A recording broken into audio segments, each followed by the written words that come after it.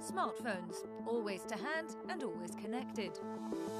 Email, social media, games, news, health, markets, sport, technology, games, texting, music, photos, weather, it's information overload. But many people are ditching their smartphones in favour of a simpler handset. In 2015, an estimated 44 million so-called basic phones were sold, accounting for 2% of the mobile market. That may not sound like a lot, but it's still worth nearly $7 billion. Leading the charge for change is Swiss-based Punkt, whose CEO hopes that their device can help cut through the clutter of the modern world. It's not always good to be always online and always been in the world of notifications. Punkt's stripped-back phone does have a calendar, contacts book and alarm, but at its heart, it's a phone. It's all about taking back the conversation. This whole element of no one really knows how to talk any longer. I've brought along my BlackBerry and also my iPhone. There are features of these two devices that I use every day. How can people cope with just that? Well, that's exactly the point, isn't it? I think these smartphones are more computers that you can also talk from.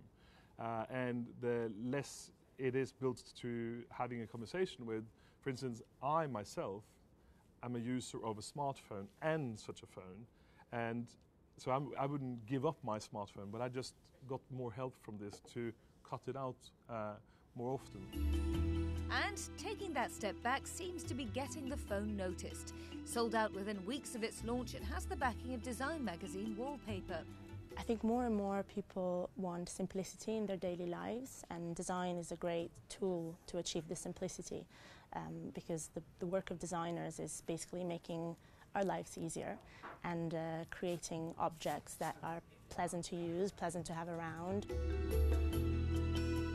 With Nokia announcing this week that it may start making phones again, it looks like simple as well as smart may be here to stay. Nina Dos Santos, CNN Money, London.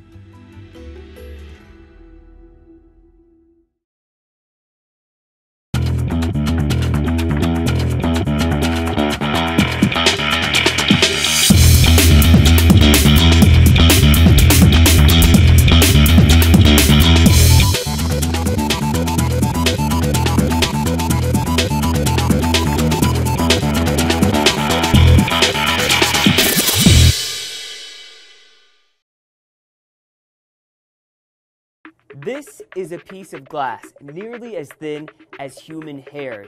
Tech companies are in a race to make it as thin and as bendable as possible now that it looks like people are going to be bending and rolling up televisions, tablets, and smartphones in the future. Bending glass without it shattering, though, is like bending the laws of physics. Why go through all this trouble and not just put plastic on top of a screen? Glass looks better, it feels better, and it's scratch resistant. I've already gotten my hands on some flexible screen prototypes, but in order for those to roll up into consumers' pockets, they're going to need to be topped with glass that can roll up too.